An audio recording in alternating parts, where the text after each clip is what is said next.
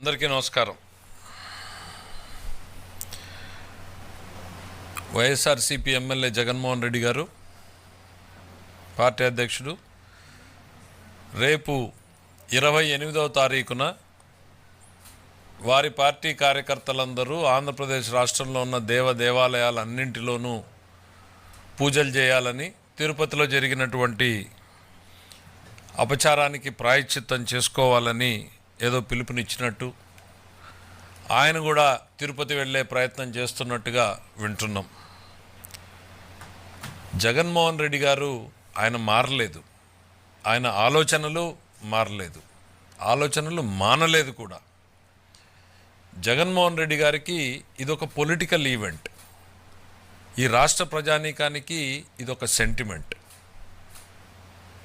దీన్ని కూడా రాజకీయ కోణంలోనే పల్లెలోనూ ఒక ఈవెంట్గా మార్చినటువంటి నీ ఆలోచన అనేటువంటిది నిజంగా బాధాకరం. జగన్మోహన్ రెడ్డి గారు, ఎస్, మీరు ఆ దేవుడిని నమ్మకపోవచ్చు, మీకు ఆ దేవుడి మీద నమ్మకం లేకపోవచ్చు, కానీ ఆ దేవుడిని నమ్మేటువంటి కోట్లాది మంది మేము ఉన్నాం ఇక్కడ. ఆ దేవుడికి మీరు ఒక పొలిటికల్ ఈవెంట్ లాగా దీన్ని తయారు చేయడం అనేటువంటిది చాలా బాధాకరం. దయచేసి ఇక మీరు చేసినటువంటి పాపాలు చాలు, ఇక భక్తుల మనోభావాలతో ఆడుకోవద్దు. మీరు కల్తీ నెయ్యి అన్నది నిజం, లడ్డు తయారీలో వాడబడింది అనేది నిజం, అపచారం జరిగింది అనేటువంటిది నిజం. ఇది ఎవ్వరు కూడా కాదనలేని సత్యాలు, వాస్తవాలు మన కళ్ళ ముందున్నాయి. కొన్ని యాక్సెప్ట్ అయినాయి, కొన్ని రిజెక్ట్ అయినాయి అని. రిజెక్ట్ అయినా పక్కన పెడదాం, మరి యాక్సెప్ట్ అయిన వాటి మాట ఏంటి? జూన్ నెలలో, జూలై నెలలో ఇవన్నీ ఎందుకు? ఇవాళ ఈరోజు మేము ఇస్తున్నటువంటి లడ్డూని రేపు పొద్దున్నే మీరు 28వ తారీఖు వెళ్ళినప్పుడు ఆ లడ్డూని చేతిలోకి తీసుకుని వాసన చూడండి. ఆ రోడ్డు మీద నడుస్తున్నటువంటి ఏ భక్తులైనా గత సంవత్సరంలో మీరు తిరుపతి లడ్డు తిన్నారా, ఇప్పుడు ఈ లడ్డు తిన్నారా అని అడగండి. ఇంక అంతకు మించిన టెస్ట్ వేరే ఏం అక్కర్లేదు. మీరేదో టెస్టులు రిజెక్ట్ అయ్యాయి, యాక్సెప్ట్. ఈవో చాలా స్పష్టంగా చెప్పాడు, ఇక్కడ కొన్ని పరీక్షలు మాత్రమే జరుగుతున్నాయి, ఇందులో తేమ శాతం ఉందా, ఇంకోటి ఉందా, దాని వరకే అని. ఇక్కడ మీరు గమనించాల్సింది, పాలకుడు మారాడు. ఈ రాష్ట్రంలో పాలకుడు మార్పుతోనే ప్రతి రంగంలోనూ మార్పు మొదలైంది. ధర్మ ప్రచారంలోనూ ధర్మ పరిరక్షణలోనూ కూడా మార్పు మొదలైంది. అందుకే ఈ నిజాలు వెలుగులోకొచ్చాయి. ముఖ్యమంత్రి గారు ఒక ఉద్యోగాన్ని నీకు ఇస్తున్నాను, బాధ్యత పెడుతున్నాను అని చెప్పిన రోజున ఈవో గారికి ఏం చెప్పాడు? ఆయన బయట చెప్పాడు, భక్తుల మనోభావాలకు దెబ్బతినకుండా ఉండాలి, ఇట్లా రకరకాల వార్తలు వస్తున్నాయి, సరిదిద్దండి, ఇది మీ బాధ్యత అన్నాడు. ఆ సరిదిద్దే క్రమంలోనే ఈ వెలుగులోకి వచ్చినటువంటి నిజాలు. మీరు మారలేదు, మీ ఆలోచనలు మానలేదు, జరిగింది తప్పు. మళ్ళీ చెప్తున్నా, కల్తీ నెయ్యి వాడింది నిజం, దాన్ని ఉపయోగించింది నిజం, అపచారం జరిగింది నిజం. నీవు చెప్తున్న మాటలు అబద్ధం, నీవు అబద్ధం. రాష్ట్ర ప్రజానీకాన్ని ఇక రేపు నువ్వు చేయమంటున్న పూజలో అబద్ధమే. నేను చెప్పాను కదా, మీకు అదొక పొలిటికల్ ఈవెంట్. దయచేసి ఇక జరిగింది చాలు. ప్రజల మనోభావాల్లో నుంచి ఇది ఎంత తొందరగా పక్కకు పోయి మా దేవుడి మీద మనసు లగ్నమైతే మాలాంటి వాళ్ళం సంతోషిస్తాం. ఈ పొలిటికల్ ఈవెంట్లు మీరు దయచేసి మానేయండి. జగన్మోహన్ రెడ్డి గారు, చంద్రబాబు నాయుడు గారు పాలనలోకి వచ్చిన తర్వాత మనందరికీ తెలుసు ఆయన వెంకటేశ్వర స్వామికి ఎంతటి భక్తుడు అనేటువంటిది. ముఖ్యమంత్రిగా మహద్వారం నుంచి పోయేటువంటి అవకాశాన్ని అక్కడ ఉన్నటువంటి చట్టం అనుమతిస్తే ఆయన సాధారణ భక్తుడిలాగా వైకుంఠ క్యూ కాంప్లెక్స్ నుంచే వెళ్తారు ముఖ్యమంత్రి గారు. దానికే ఇష్టపడతాడు ఆయన. ఎప్పుడూ ఏదో శాస్త్రోక్తంగా తీసుకెళ్ళాలి అన్న రోజున తప్పున మామూలుగా వెళ్ళే రోజులన్నింటిలోనూ వైకుంఠం క్యూ కాంప్లెక్స్లోంచే వెళ్ళడానికి ఇష్టపడతారు. మరి మీరు ఈ రోజు కూడా ఒకటి చెప్పండి, మీరు ఏదో 28వ తారీఖున వెళ్తున్నారు అనేటువంటిది, మెట్ల మార్గాన్ని వెళ్తారు, రోడ్డు మీద వెళ్తారు, మీరు ఎట్లన్నా వెళ్ళండి.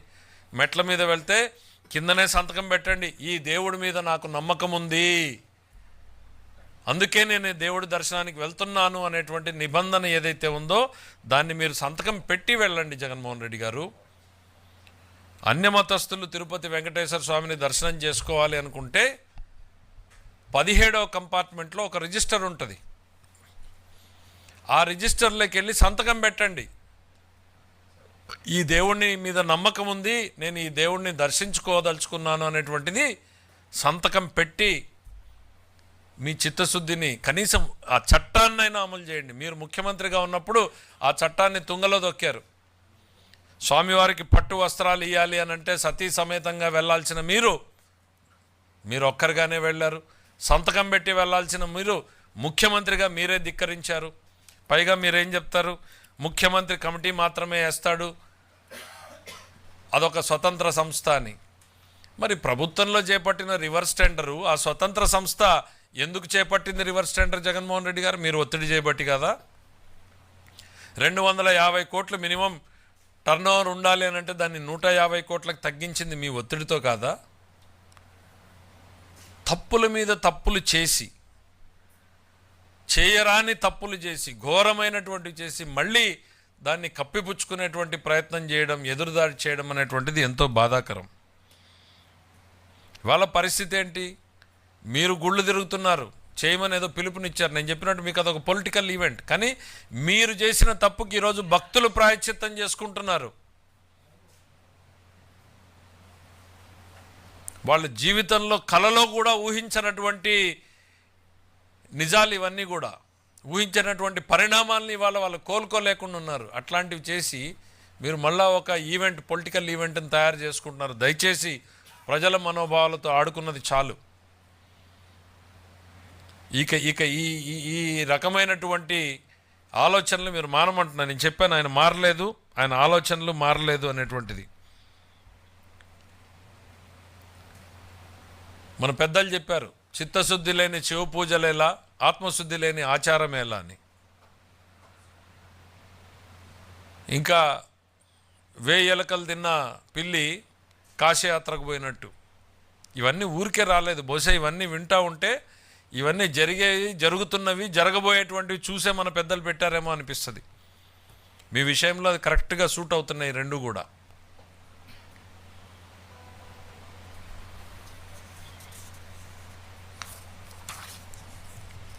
మీరు తిరుమల తిరుపతి దేవస్థానాన్ని నేను ఇప్పుడు ఎట్లా అయితే చెప్పానో ఒక ఈవెంట్గా మీరు చూస్తున్నారు, దీన్ని సెంటిమెంట్గా మేము చూస్తున్నాం అనేటువంటిది. మీరు తిరుమల తిరుపతి దేవస్థానాన్ని ఒక పబ్లిక్ రిలేషన్ ఆఫీస్ లాగా చూసుకున్నారు. ఎన్ని లక్షల మందికి అండి మీరు రికమెండేషన్ లెటర్లు ఇచ్చింది?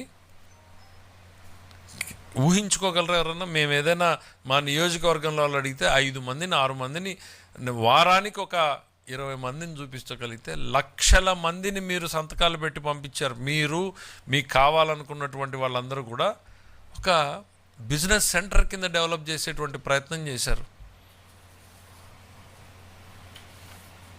నేను అనుకోవడం ఇవి వినడానికే కష్టంగా ఉంది. ఇంకా భవిష్యత్తులో మీరు చేసినటువంటి పాపాలు ఎన్నెన్ని వెలుగులోకి వస్తాయో ఇవన్నీ ఎవరో తెచ్చేది కాదు, సాక్షాత్తు వెంకటేశ్వర స్వామి ఇవన్నీ బయటికి తెస్తాడు. మీరు చేసినటువంటి పాపాలు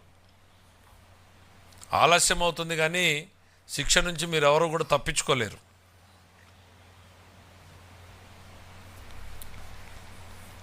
రేపు పొద్దున నిజంగా మీరు 28వ తారీఖున వెళ్తే మీ పార్టీ వాళ్ళకు కూడా ఆ లడ్డూని కొని ఇవ్వండి. వాళ్ళే చెప్తారు ఈ లడ్డు ఎంత గుమగుమలాడుతోంది, మళ్ళీ ఆ పూర్వ వైభవం ఎట్లా వచ్చింది అనేటువంటిది. మీ పాలనకు మా పాలనకు రేపొద్దున మీ కార్యకర్తలే నిజాలు చెప్పేటువంటి పరిస్థితులు వస్తాయి. ఎందుకంటే వాళ్ళు కూడా చాలామంది దేవుణ్ణి నమ్మేవాళ్ళు ఉన్నారు, ఈ దేవుణ్ణి నమ్మేవాళ్ళు ఉన్నారు. మీకు నమ్మకం లేకపోవచ్చు, నేను మళ్ళీ చెప్తున్నా, మీకు నమ్మకం లేకపోవచ్చు. ఆ దేవదేవుణ్ణి నమ్మేటువంటి వాళ్ళు కోట్లాది మంది ఉన్నారు. వాళ్ళ మనోభావాలతో ఆడుకోవడం మానేయండి. ఇంకా మీకు వీలైతే చేసిన తప్పుకి బహిరంగంగా క్షమాపణ చెప్పండి. చెప్పలేకపోతే కనీసం మనసులో అయినా చెప్పుకుని ఇక అడుగు బయటకు పెట్టకండి. ఈ విషయంలో నోరు మెదపకండి. Thank you.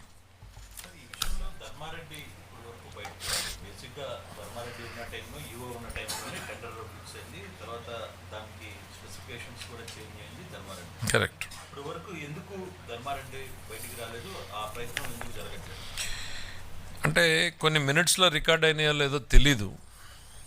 ఎందుకంటే టీటీడీ బోర్డు మెంబర్స్గా ఉన్న వాళ్ళు చాలామంది సంఘటన బయటకు వచ్చిన తర్వాత బాధపడుతూ చాలామంది మాట్లాడుతూ చెప్పినటువంటివి. ఈ పరిణామాలన్నీ జరుగుతున్న క్రమంలో ఒక నార్త్ ఇండియాకు సంబంధించినటువంటి బోర్డు మెంబర్, అంటే వాళ్ళ పాలనలో వేసినటువంటి బోర్డు మెంబరే తన అభ్యంతరాన్ని లేవనెత్తాడు. ఇంత తక్కువకి ధరకి నెయ్యిని సరఫరా చేయడం ఎట్లా సాధ్యమవుతుంది? మీరు చెప్పినటువంటి వ్యక్తి చైర్మన్ ఇద్దరు కలిసి అదే సమావేశంలో బుల్డోజ్ చేశారు. అతన్ని బుల్డోజ్ చేశారు. మరి అతను ఏమొచ్చి చెప్పుకుంటాడు బయటికి? ఈ నిబంధనలు మార్చాను, ఫలానా మెంబర్ అడిగితే కాదని నేను అతన్ని నోరు మూయించానని చెప్పుకోగలడా? కాబట్టి అతను బయటికి రావట్లేదు. సో ఇప్పుడు సిట్టు జరుగుతున్న వ్యవహారంలో కూడా సిట్టు రేపు ధర్మారెడ్డి ఎంతవరకు ఎంక్వైరీ ఉంటుంది? మాకు వ్యక్తులు ఎవరి మీద కూడా రాగద్వేషాలు ఉండవు. రాగద్వేషాలకు అతీతంగానే జరగాలని మేము కోరుకుంటున్నాం. కానీ తప్పు చేసిన వాళ్ళు శిక్షించబడాలి.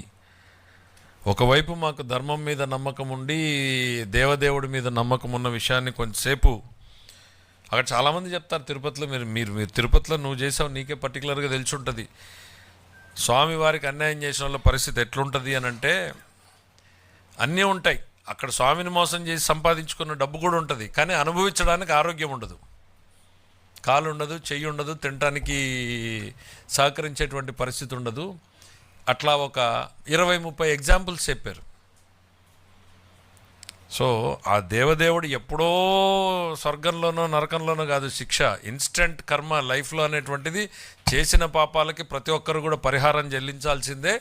ఎస్పెషలీ తిరుపతి వెంకటేశ్వర స్వామి దగ్గర ఆషామాషిగా ఉండదు అన్నటువంటి విషయం కూడా వీళ్ళకి గుర్తుపెట్టుకుంటే మంచిది. ఖచ్చితంగా ఇవాళ మేము చెప్పేది ఒకటే, తప్పు చేసిన వాళ్ళందరినీ కూడా ప్రజల ముందు నుంచోబెడతాం, చట్టం ముందు నుంచోబెడతాం.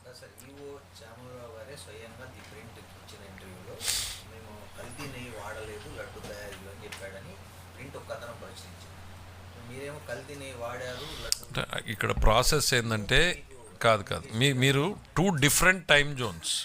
మేము వాడలేదు, అప్పుడు వాడకం జరిగింది 6వ నెల, 7వ నెల, 8వ నెల. మేము వాడలేదు ఈ నెల. So there is a time frame. శాంపిల్స్లో రిజెక్ట్ అయినాయి కదా, కొన్ని యాక్సెప్ట్ అయినాయి కదా, మరి ఆ వాడినట్టే కదా, అదే సంస్థనే కదా.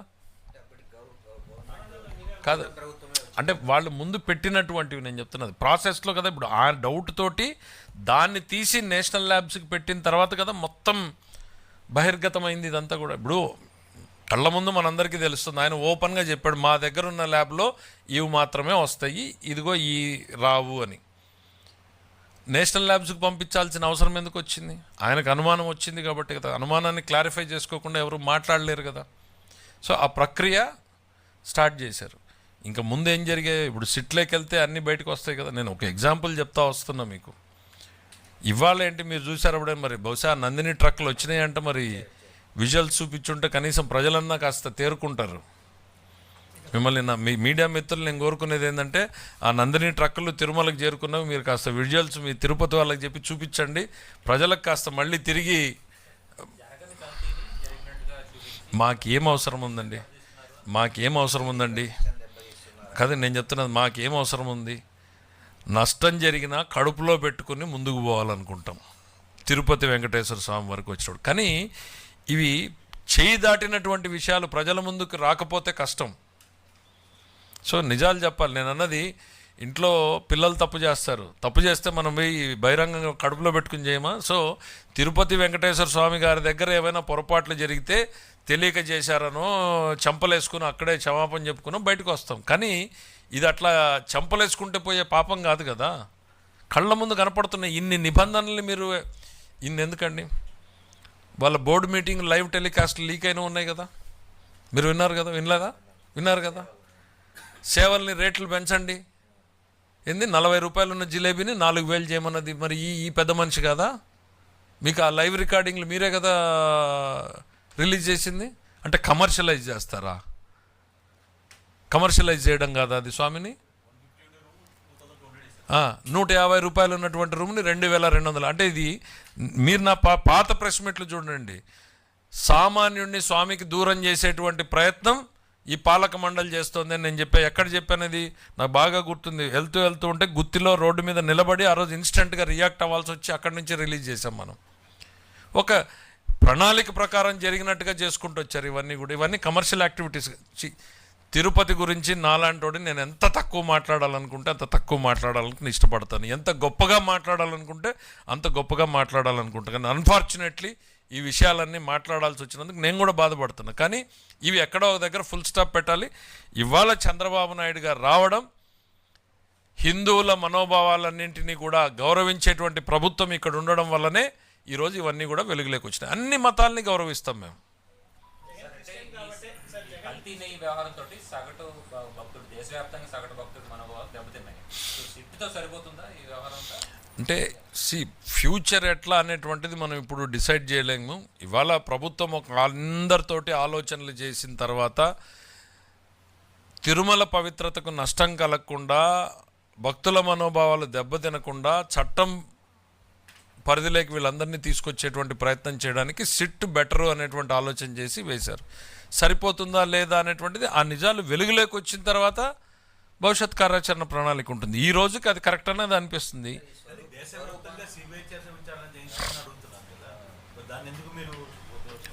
చంద్రబాబు గారు చాలా సుదీర్ఘమైనటువంటి ప్రెస్ మీట్ పెట్టారు. మళ్ళీ ఆ టాపిక్లకి మనం పోవడం కన్నా కానీ చాలా ఏ పరిస్థితుల్లో ఏం చేస్తున్నారు అనేది ముఖ్యమంత్రి గారు చాలా స్పష్టంగా ఎక్స్ప్లెయిన్ చేశారు.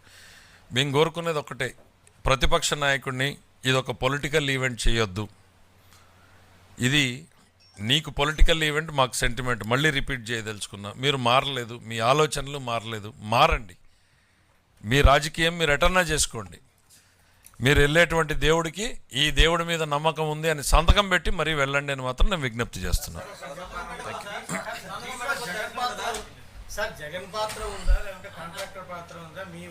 అది సిట్లో తేలుతాయి.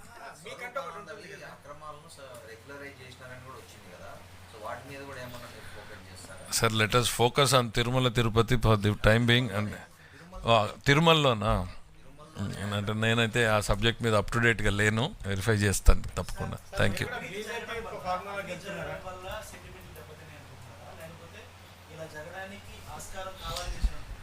నమ్మకం లేకపోవడం, దేవుడి మీద నమ్మకం లేకపోవడం వలన జరిగాయనేటువంటిది నా వ్యక్తిగత అభిప్రాయం. ఇక్కడ అంటే అవన్నీ ఇన్సిడెంటల్. ఇప్పుడు నాకు ఎప్పుడైతే నమ్మకం లేదో నేను చెప్పాను, అక్కడ దాన్ని ఒక కమర్షియల్ ట్రాన్సాక్షన్ అవకాశంగా నేను చూస్తాను. నా వ్యక్తిగత అభిప్రాయం, వీళ్ళకి ఆ దేవుడి మీద నమ్మకం లేకపోవడం మూలనే ఇవన్నీ జరిగాయి అనేటువంటిది నేను అనుకుంటున్నాను. Maybe right, maybe wrong.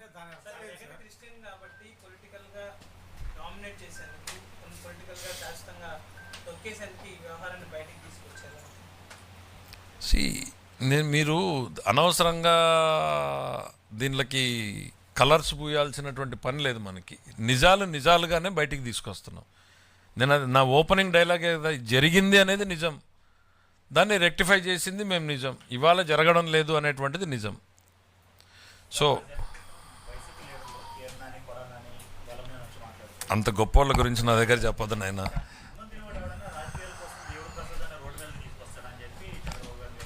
అందుకే చెప్తున్నా, నేను నా విజ్ఞప్తి ఏంటి, నా ఓపెనింగ్ నేను వాళ్ళు చెప్పింది వినలేదు, కానీ నేను ఓపెనింగ్ రిమార్క్ ఏం చేశాను, నీకు అది పొలిటికల్ ఈవెంట్, నాకు సెంటిమెంట్ నైనా, మరి అది మీరేం తింటున్నారో మీరు డిసైడ్ చేసుకోవాలి, మేంగా చెప్పక్కర్లేదు. Thank you.